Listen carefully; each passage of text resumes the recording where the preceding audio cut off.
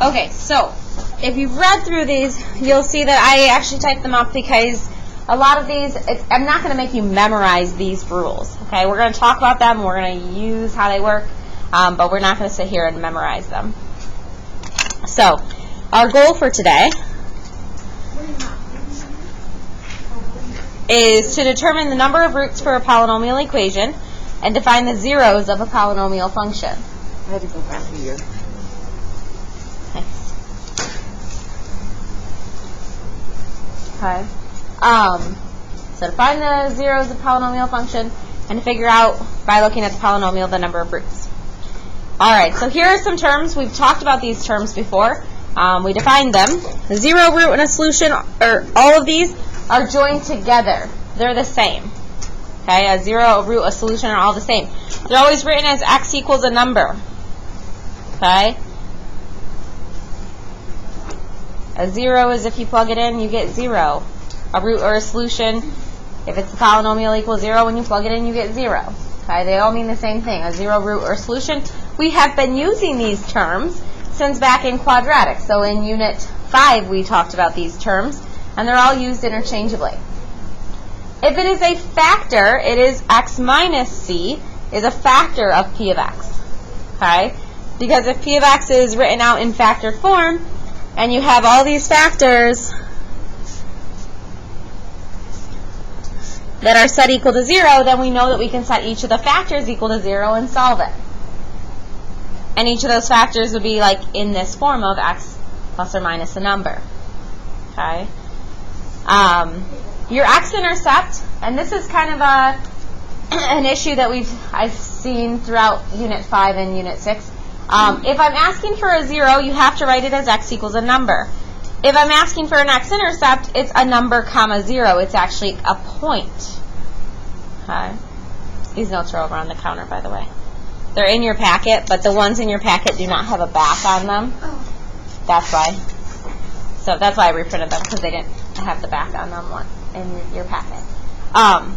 Okay, so make sure you know how to identify or how to write.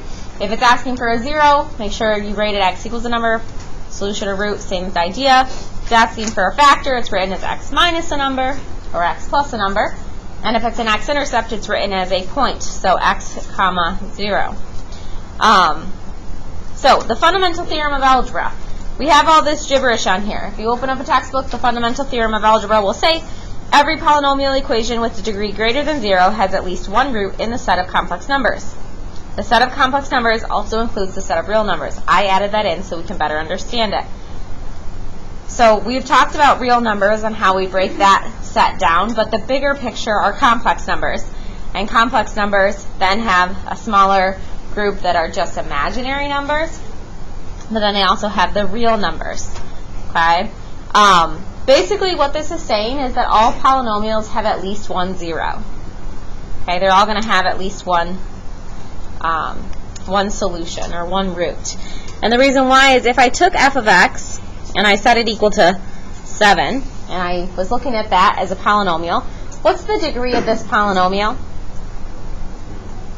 0. There are no variables there, right?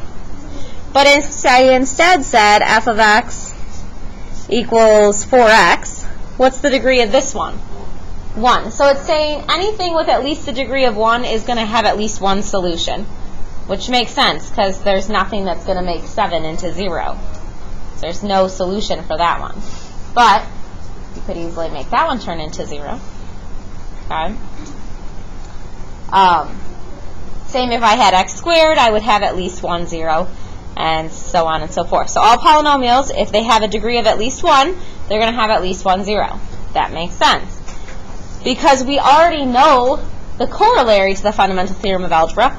We've actually talked about this. We've been using this idea that the corollary is like, in addition to that, we also know that a polynomial equation of a degree n has exactly n roots in the set of complex numbers, including repeated roots.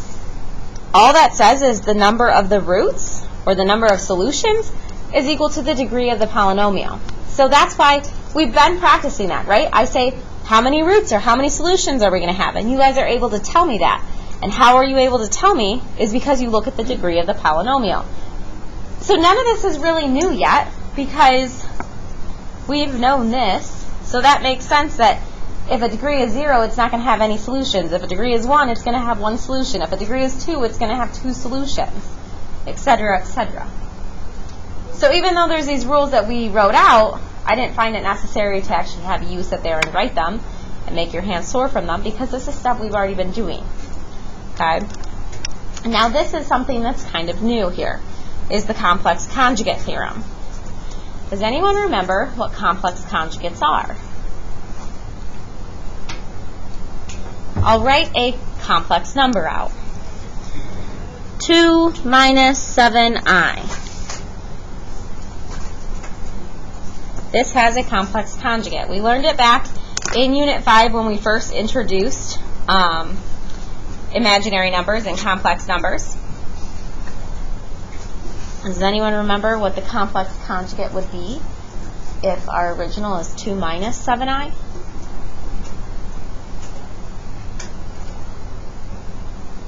You can guess. It's okay to be wrong. Square root of 7.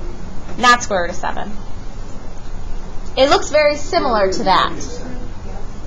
What is it? Yes, 2 plus 7i. Very good. It looks similar, but the only thing that changes is the sign of the imaginary part of our complex number. We have a real part, we have an imaginary part. And for to be complex conjugates, the numbers are going to be the same, but the sign on the imaginary part changes. Okay. So if I had negative 4 plus 6i, try to write that complex conjugate.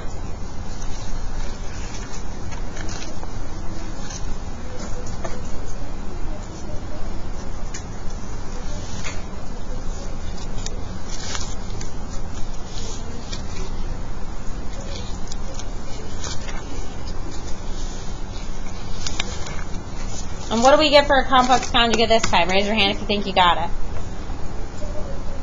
Go ahead. What is it? Not 4 minus 6i. You're close. Go ahead. Negative 4 minus 6i. You don't want to change the sign of the real part, so that's going to stay negative 4. You're just going to change the sign of the imaginary part, minus 6i. Okay. How are we doing with this so far? Okay.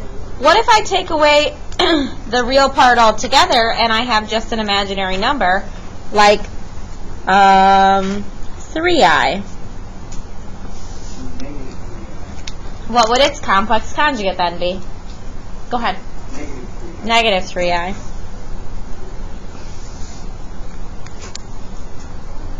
Okay. Now, we talked about complex conjugates way back. Let me find a post-it note here.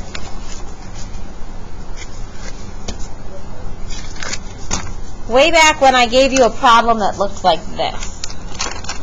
This is when we introduced them.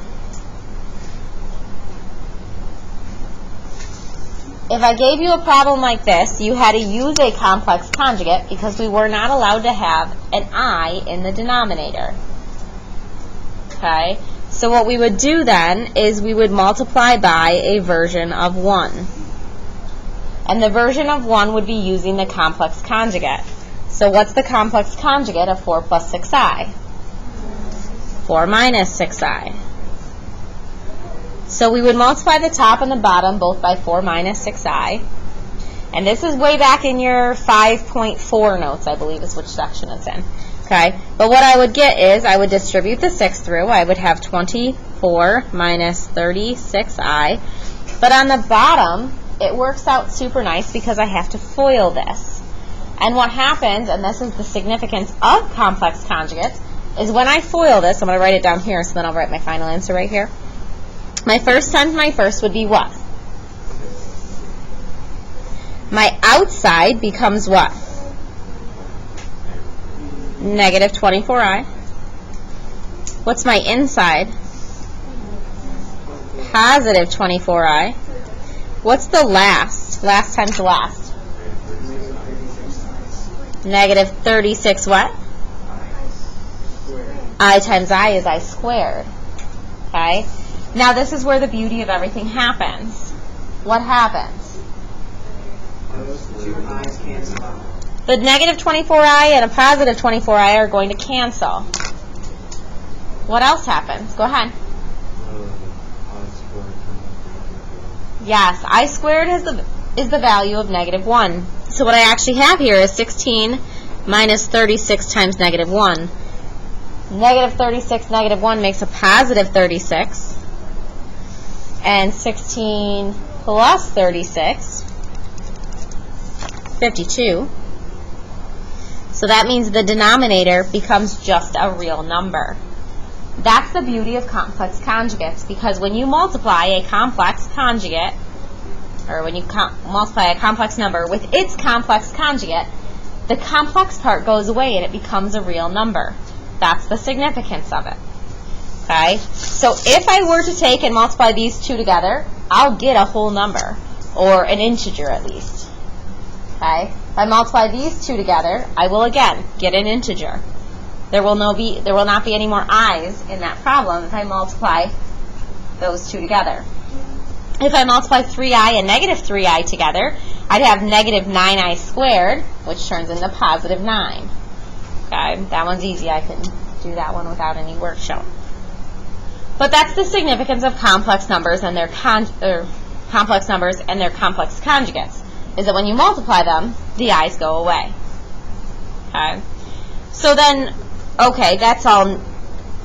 We talked about that. That's review. That's from way back in 5.4. We talked about what complex conjugates were and when to use them from this example here, and why we had to multiply by the complex conjugate was to get rid of the i's in the denominator. Okay? Now this next part is new. It's something that you may recognize because it's something we've been dealing with, but we've never stated it as a rule before. Okay? And it says let a and b be real numbers, and b cannot equal 0. If a plus bi, okay, so what it's saying is that b is not allowed to be 0. So this is going to be a complex number. Okay? Because if b was 0, it would just be a real number a. Okay? So if we have a complex number, and that's a 0 of a polynomial function with real coefficients, then a minus bi is also a 0 of the function. So if a plus bi is a 0, I automatically know that a minus bi is a 0. Because, I summarize this, if a polynomial has a complex root, the complex conjugate is also a root. Now, maybe that's like, okay, that's new information. But if you realize, when we've been solving quadratics, what's the method you have to use to solve when we're dealing with the imaginary numbers? The negative b Quadratic formula, the opposite of b plus or minus squared. Yeah, that whole thing, right? But we're using quadratic formula. Well, in the end, your answer was always plus or minus that second part. And if you write them out separately, you'll see those are complex conjugates. Right? So if we ended up with a number, like let's say we solved and we got x equals negative 1/4 plus or minus 2/3 I square roots of 7. I literally just made this up. Okay? However, when I get this as a solution, this is a complex number, and this is its complex conjugate. Because all I'm doing is changing the sign of the imaginary part. Yes? Could negative be its normal number and plus b its conjugate? Yeah, it could be. The negative can be the normal number and the positive can be its conjugate. It doesn't matter. It's a pair. Complex conjugates create a pair, and the pair just says that they're opposites from each other. Okay. How do we feel about that? Also, you guys have done this when you've had something like x squared equals 9. I meant, just kidding. That's not what I meant. I went to say x squared plus 9 equals 0. And you solved to get x alone, and you got negative 9. And then what did you do? You square rooted both sides.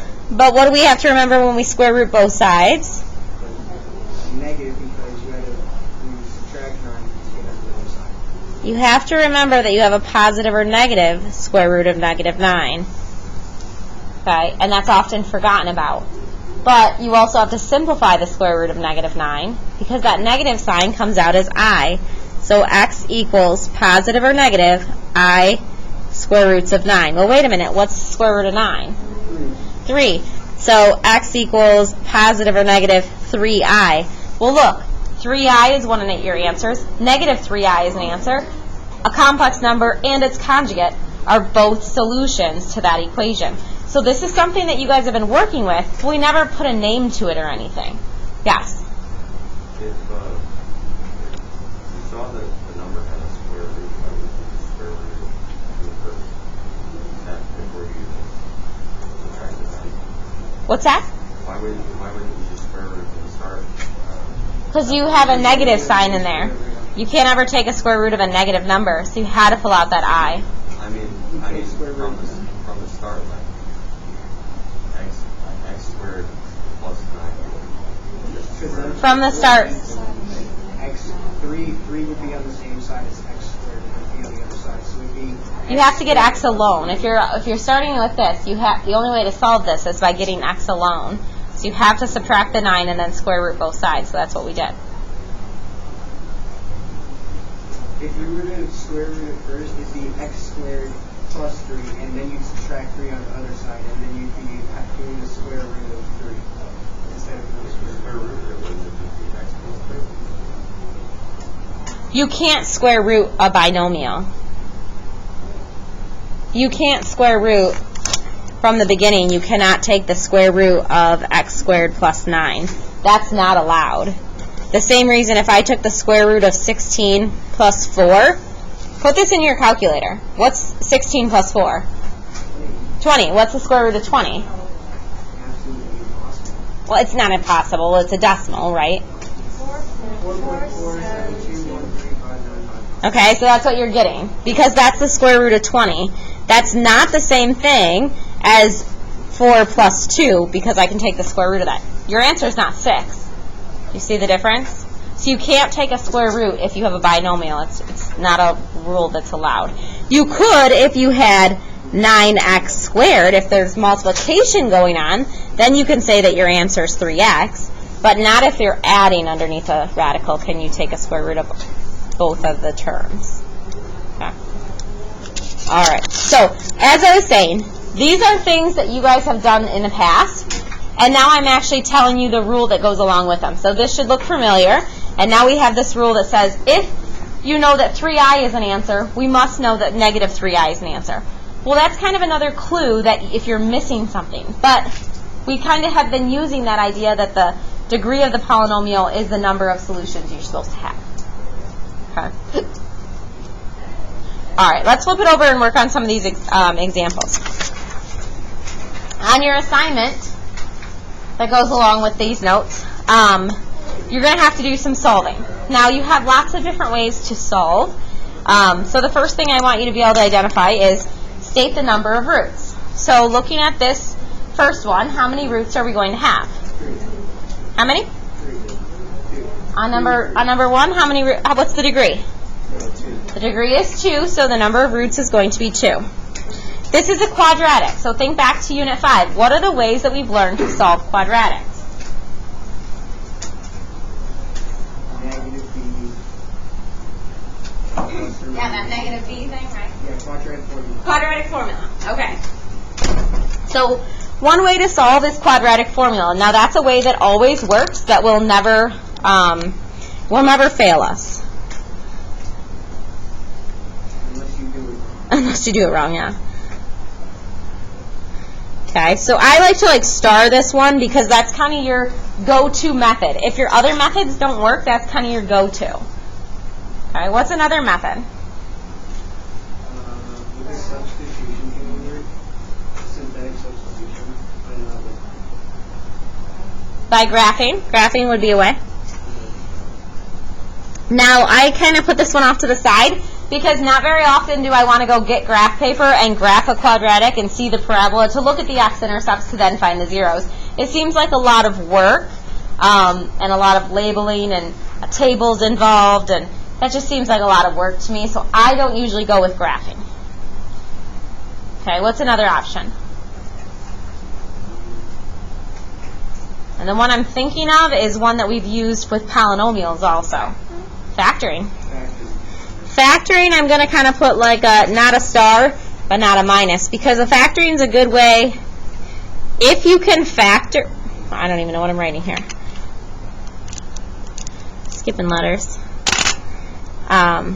If you can look at it and you can factor it, that's the quickest methods, but it doesn't always work. So sometimes it's trial and error, you can't factor it, then you resort to quadratic formula anyways. So it's always a good option to try it because it's usually the quickest way to do it if it's possible. Okay. There is one more way that many people often forget about.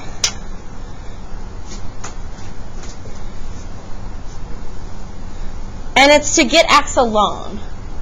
And that works when we have an example like what I showed you on this side, where there's not an x term. It is a degree 2, but there's not an x term. There's only one term with x in it, so you can get x alone. But not all the time will that happen. So you'd have to have a special case when that happens. But that's also a very quick way to solve if you don't have that bx term there in the middle. Okay.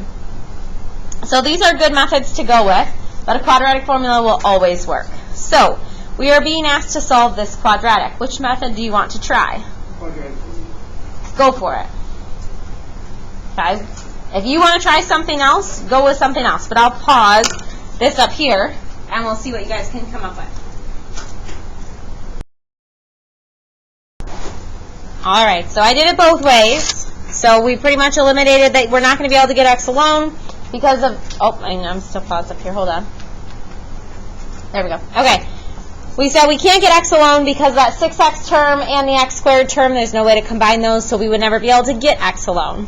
Graphing takes way too long, so we opted out of that. So either quadratic formula or factoring would be our options here. I did quadratic formula over here. Once you get down to here, you have 6 plus or minus 0 over 2. Okay? What is 6 plus 0? 6 over 2. What's 6 minus 0?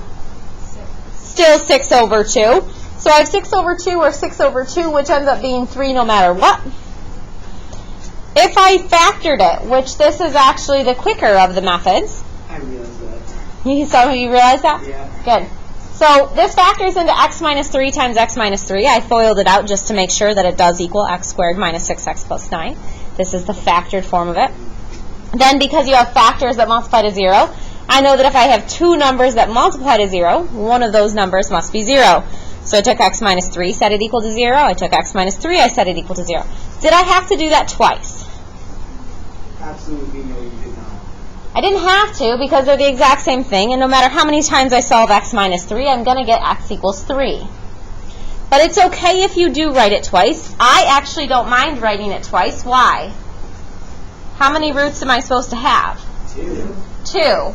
I can see that I did find two solutions. They just happen to be the same thing. So when I'm looking here at x equals 3, I know that that's actually a repeated root, and that actually accounts for 2 of my answers. Does that make sense? But notice, I got x equals 3 either way.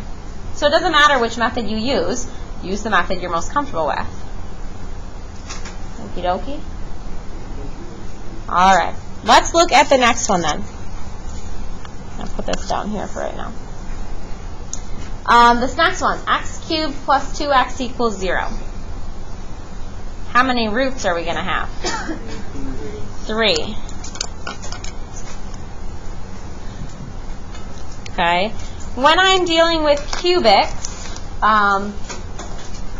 or a third degree, I have a couple of different ways to solve. If you look back at your 6.5 notes, we had many different ways to factor. Okay? That's the only method we know is how to solve when it's anything higher than a degree of 2. The only way we've really learned is factoring. That's our big idea here, is factoring. Now let's talk about the different ways to factor, which if you go back to your 6.5, we had that chart of ways to factor. So if it is a third degree, or 2 terms more specifically, you have the sum or difference of cubes. Okay. We have the difference of squares.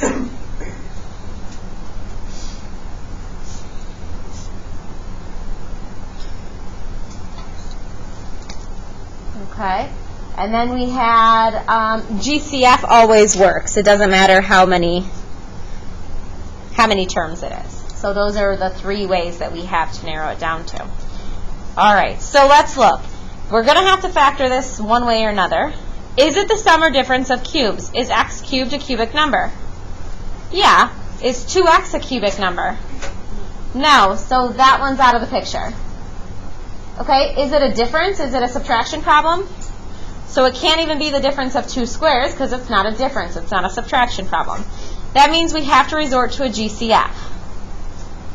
What is the GCF between x cubed and 2x? X. So I have to factor out x times what's left on the inside. X cubed squared. X squared, because x squared times x would give us x cubed, plus 2. Okay? Equals 0, yes. So then, once we have it in factored form, now we can say, okay, either this factor equals 0, or this factor would have to equal 0. Because that's why we like factored form. Because if 2 things are multiplying to get to 0, one of those things must be 0. So I either have x equals 0, or I have that x squared plus 2 equals 0. Any solving I have to do here? It's already done. X is already alone. Cool. There's one solution. How many am I looking for? 2 more to have a total of 3. Right? So here's one of them. All right, how can I solve this one? Now this one's a quadratic. Subtract 2, get x alone. That's the get x alone. So now that we're into a quadratic, look over here at what are ways that we figured out how to solve quadratics. We could use quadratic formula. That would probably take a while for as simple of a problem as this is. We could graph. That would take way too long. Taking a nap won't help. Factoring, we've already tried to factor it. I don't think we can factor this one any further. So let's resort to getting x alone. Okay? So what are we going to do to get x alone here? Subtract 2 on both sides. I'm going to get x squared equals negative 2. Then I'm going to, how about square root both sides? Okay, so x equals the square root of negative 2.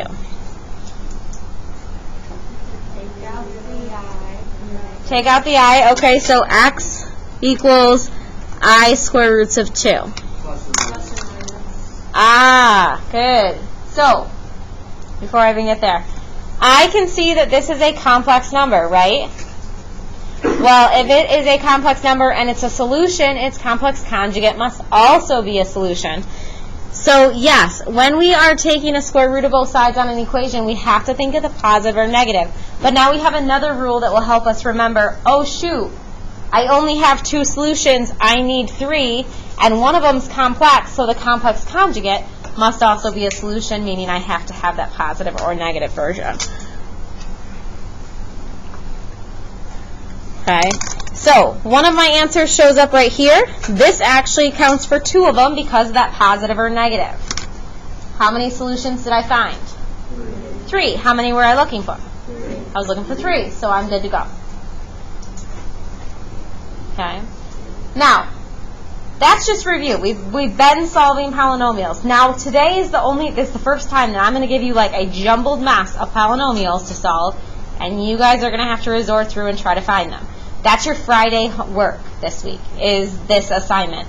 So, if we have time after we do these next couple examples, you'll get to start it, but then your Friday assignment is to finish it. So if you need to get a hold of me on Friday, you know you can do so. Okey-doke? All right, let's try this next type of example. So So the back side of the assignment are examples that follow these. And all of these will look the same, or look similar to what we're doing right here. Okay? Basically what this is saying is it gives you the answers, and it wants you to work backwards to find the polynomial that it is the answers for. Okay? So use the zeros to write a polynomial equation in standard form. We actually did this with quadratics. However, I gave you one like this with quadratics. I've never given you any with complex or imaginary numbers. Okay? So this is actually a review problem. The other two are going to be new. But what this says is that one of your answers is x equals 5, another is x equals 4, the last is x equals -1. That's the answers that they got when they solved. We have to figure out what was the polynomial that was solved. So what we can do is we can actually figure out what the factor is. Factors are set equal to 0, right? Once you had it in factored form, we set it equal to 0. So we're going to try to take the answer and set it equal to 0 so we can write it in factored form. How would I set this equal to 0? Subtract the 5 on both sides. So I have x minus 5 equals 0. What would this middle one then become? X minus 4 equals 0. What's this last one become? Give me a 1 to 5. I'm okay with finding those factors. I'm with you up to that point. Okay, cool. Now what we're going to do is we're going to write it. We have 3 factors.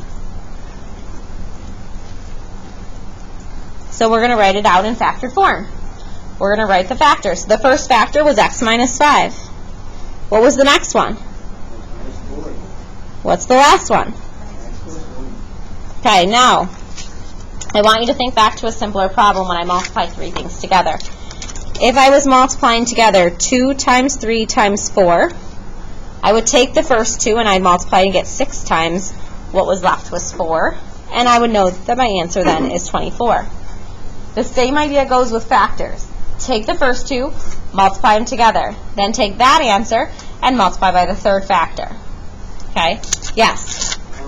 This isn't as good as this, but when we always had to do the notes online, and there was like random like comments that you made, do you record the thingy during class, like with the notes?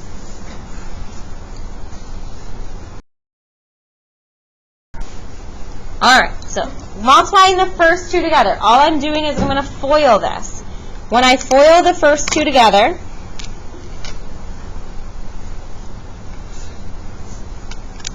I'll have that answer still times the x plus 1. So this is going to become my first times my first is x squared. My outside will be negative 4x. My inside will be negative 5x. So what's my middle term going to be? Negative 9x. If you need to write them out separately and then combine them, that's totally okay. Last times the last is negative 5 times negative 4 for a positive 20. Okay. Once you get to this point, you can choose if you want to use the box method or the seashell method. I typically still use the seashell method, so I would distribute the x to all 3 terms.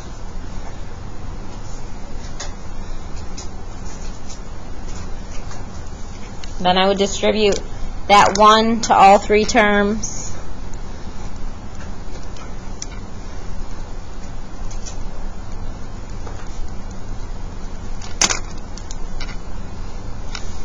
And then from there, I would combine any like terms. X cubed is on its own. Negative 9x squared and a positive x squared is minus 8x squared. 20x, negative 9x is plus 11x. Plus 20 equals 0. We have to make sure that it was an equation, because if it's not an equation, if you forget to put x or equals 0, then technically you don't have any zeros. It has to be an equation to actually solve it, to have solutions. All right, give me a 1 to 5. I could do that on my own. down to a 1. I have never seen any of this in my life. Okay, so let's try the next one. Now the next one tells you that there is a complex solution. 3i is a solution. We have to use that new rule that I told you for you to come up with, there is one more solution that it didn't tell you that's hidden. Negative 3i, because its complex conjugate would have to be a solution. So if 3i is a solution, negative 3i has to also be a solution. Yes? Can you just write plus or minus 3i? You can, but we're going to write it out like this in a minute anyways. So you don't want to write plus or minus because then you're not going to get both your factors from there. So you want to have them written out separate. So we have x equals negative 1/2. We have x equals 3i. And we have x equals negative 3i. Okay. Other rule is that it usually will say, and I forgot to put it in these directions, but it will say that it has integer coefficients, meaning no fractions. So we also have to get rid of this fraction. How do you get rid of the fraction if right now Multiply both sides by 2. multiply both sides by the denominator, so multiply both sides by 2. So we're going to have 2x equals negative 1. And we still have to get it equal to 0. Add the 1 to both sides. 2x plus 1 equals 0. So there's one of your factors. What does that middle one become for a factor?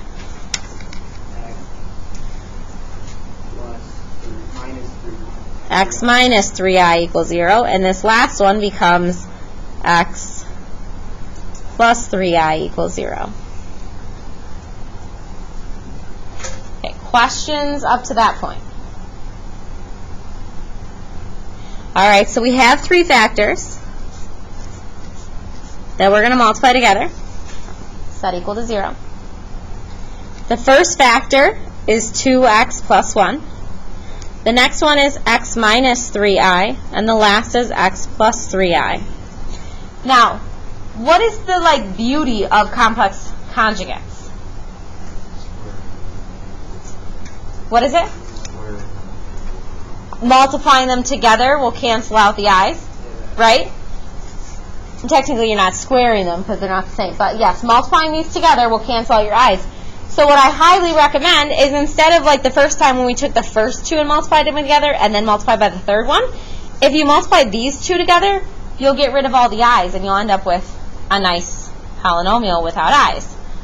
Okay? So let's actually FOIL these 2 first.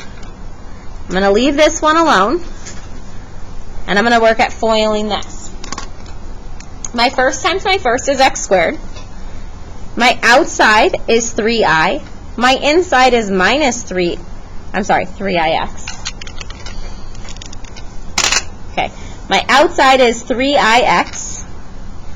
My inside is minus 3ix. And my last is negative 9i squared. What happens? The 3ix's are opposites, so those cancel. What else happens? Your I squared will turn into negative 1. So what's negative 9 times negative 1? 9. It's going to turn into a plus 9. So what this is actually saying then is that this is 2x plus 1 times x squared plus 9. Now you have just you just have to FOIL it again. Which is really nice if you remember to multiply the complex conjugates together, because it ends up being a much nicer polynomial than you would have had 4 terms if you multiplied these 2 together first. Okay, so FOILing this one, your first times your first is 2x cubed. Your outside is going to be 18x. Your inside is 1x squared. And your last is going to be 9. Am I all done? No. Why? Because it has to be to the greatest degree to the lowest degree. Greatest degree to lowest degree, because that's standard form. So my greatest degree is 2x to the third, plus next comes x squared, then 18x, then the 9 equals 0, and that is going to be your final answer. Do we have questions on that? Because I know that's kind of a lot.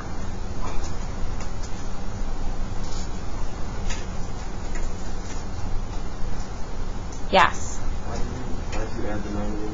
Because negative 9 times I squared has a value of negative 1. So what this really says is negative 9 times negative 1, which is a positive 9, not a negative 9. So it doesn't have to go with the I again? Because I squared is negative 1. Oh, okay, so you just said That turns into negative 1 times negative 9, which is a positive 9. Okay. That's a value, that's something you guys have to have memorized. You guys just have to know it. This does show up on the SAT a lot of times too. Okay. Alright, so last example here. What do you notice about this one? There's another complex number. There is a complex solution. Oh, complex solution. So we have to come up with the complex conjugate that's also a solution. So what would be the complex conjugate that would be a solution here? 1 minus 2i. 1 minus 2i. So I have x equals negative 1.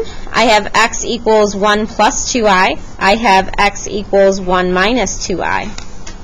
Those are my three solutions.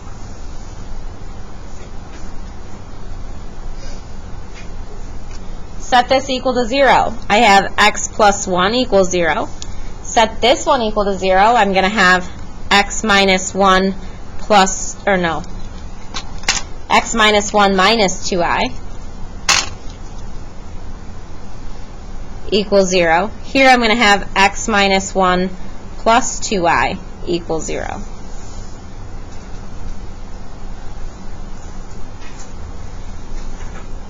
Are we okay with that so far? Okay. That means I have three factors to multiply together that come out as 0. I have x plus 1. I have x minus 1 minus 2i, and I have x minus 1 plus 2i. Which two should I start with multiplying together first? The ones that have a complex The complex conjugate. So I'm going to take these, I'm going to multiply these together first, and then I'll have x plus 1 times that answer equals 0. Now, my suggestion to you is that when you have a 3 by 3, do the box method because it's just way easier to stay organized.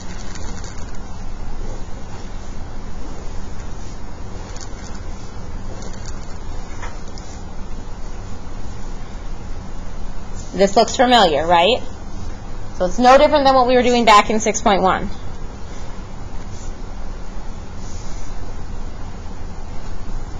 So x times x is x squared, negative x, negative 2ix, negative x, positive 1, 2i, x, negative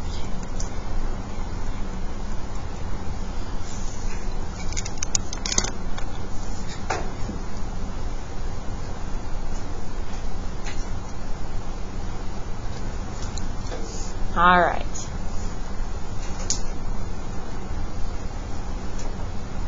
Get that box method down. Now, the reason I told you to multiply your complex conjugates because what's supposed to happen? The i's are all going to go away. Okay? So if for some reason your i's don't go away, then you probably multiplied something wrong. So double check everything. Okay? Be very careful there. So what happens in this box? What can I automatically say cancels out? 2ix. The 2ix and the negative 2ix are going to cancel. So far, so good?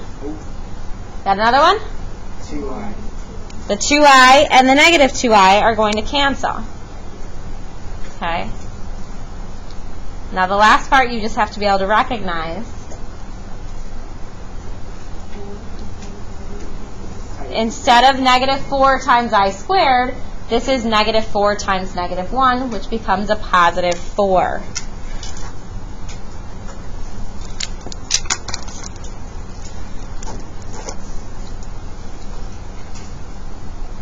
Okay. Now what I can do is when I write it in my polynomial over here of what I'm actually doing, I can combine like terms. I have x squared as alone. I have the negative x and negative x, so negative 2x. And then I have that 1 and the 4, which is plus 5. Questions on what I did there? Alright, then, from here, you guys know how to multiply a binomial times a trinomial. So, multiply that x through.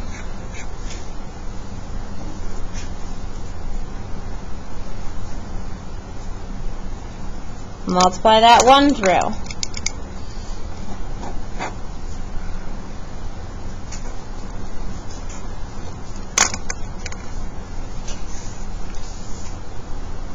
Yes.